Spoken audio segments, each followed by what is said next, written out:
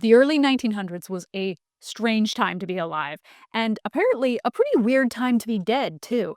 Because if you had a few candles, a dark room, and an open mind, you could attend one of the hottest social events of the century, a seance. Where else could you meet your dead Aunt Mildred and Sir Arthur Conan Doyle in the same evening? We'll get to him later. Okay, early 1900s. The world is changing fast. Electricity, the telegraph, photography. For the first time, you could send a message across the country instantly, and people started to ask themselves, well, if you can send a message to Nevada, why not to the dead?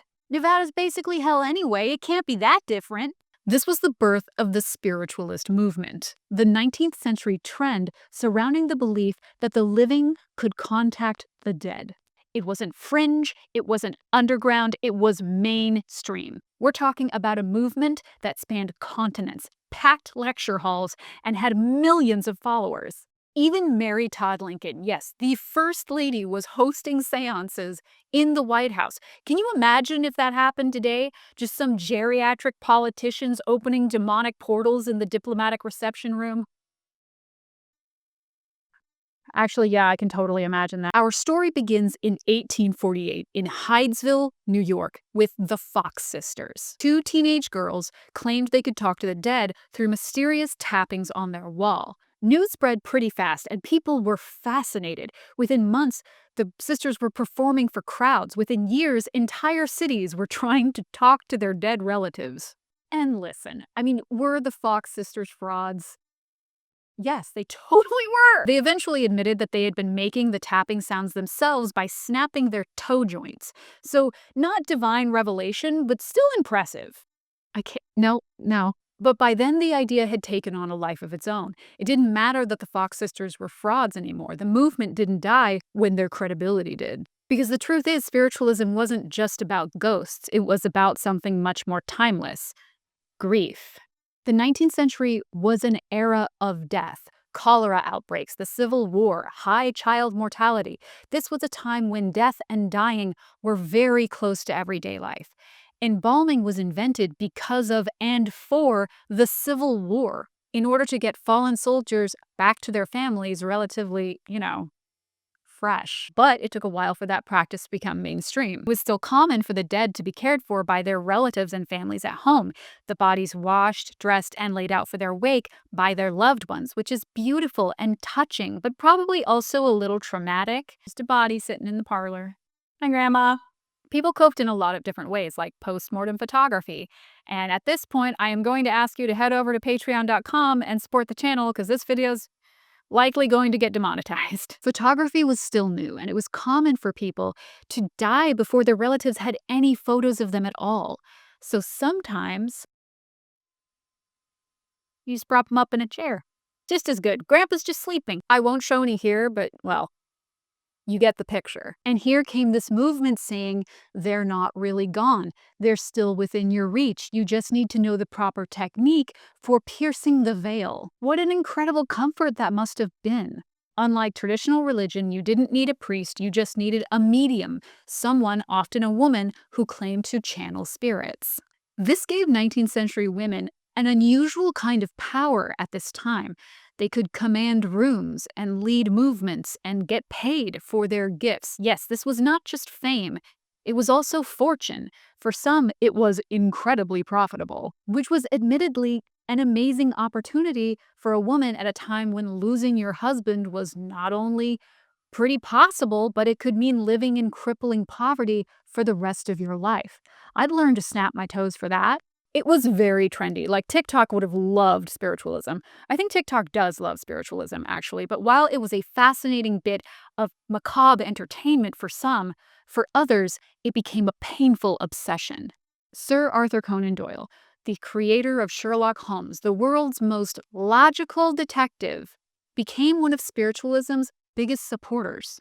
And people might mock him for being gullible, but Doyle had lost his eldest son Kingsley to influenza when he was only 26 years old and spent the remainder of his life grieving his loss. He wasn't gullible, he was in pain. He was a little gullible, he also believed in fairies, but he needed to believe that not only was his son in a better place, but that he could find a way to reach him.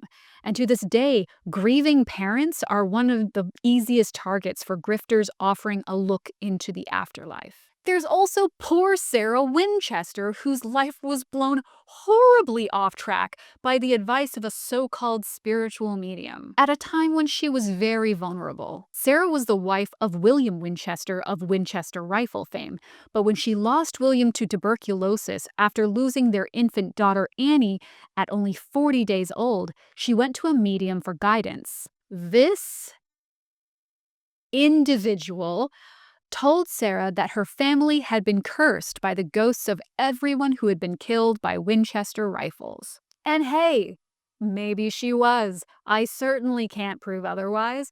It is an interesting theory, though, considering tuberculosis is one of the most common ways to die in human history, and infant mortality was still woefully high at this time. Despite that, I'm sure it felt a lot more personal to Sarah. This sent her down a tragic path of paranoia and superstition that led her to compulsively add room after room to her house in odd and mismatched ways as a way to confuse the ghosts that she believed haunted her. You can still visit the Winchester house now today in San Jose, California, and I hear it's pretty interesting.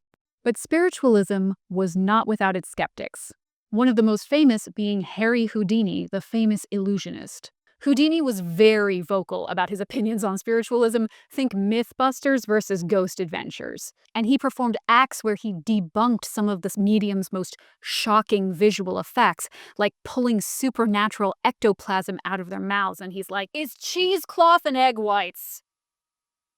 That's what it is." His frustration was understandable, though. Houdini was a close personal friend of Sir Arthur Conan Doyle, and imagine watching a beloved friend get taken for a ride right after they lost their son by some charlatan looking to profit off their grief. The Victorians really were a fascinating generation. One foot in the old world, one foot in the new. There is this strong foundation of religion and tradition, but also this obsession with science and evidence. They're basically like, God, heaven, hell, yes, of course those things are real. And now I have a machine to prove it. Faith, no. That's for poor people. Spirit photography was a particularly bizarre branch of the spiritualist movement, which was already pretty bizarre. It was an easy way to cash in on the fact that most people had no idea how a camera worked. Although, to be fair, I don't think I know how a camera works now.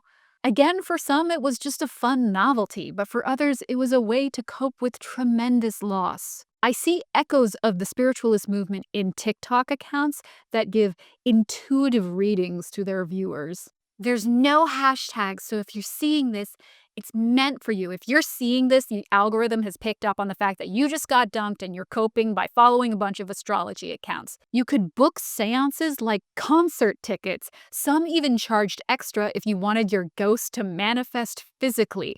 You know, a premium haunting experience. If this happened in 2025, there would be some sort of credit system.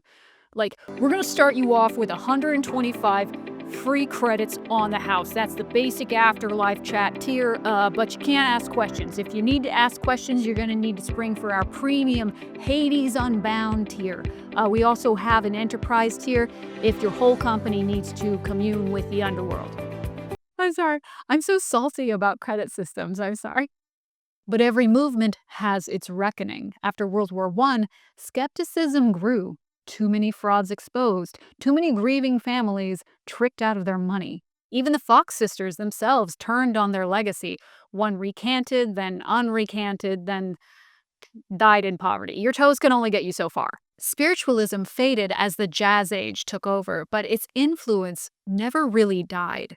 Every ghost hunting show, every medium to the stars, every person who feels that they've felt a presence, all of that traces back to the same flickering candles and tapping sounds in that Hydesville farmhouse. It's one of those moments in history that is equal parts wonder and tragedy. Okay, it was full of frauds and showmen, but it also showed us that even in a burgeoning age of science, people still craved a connection to the spiritual. So the next time you see someone roll their eyes at a psychic hotline or the ghost hunting reality show, remember, we're really not all that different than the Victorians squinting at blurry spirit photographs. The methods and technology change, but hope is timeless. The spiritualists may have been snapping their toes in the dark, but they were reaching for the same thing we all are, proof that the people we've lost aren't really gone.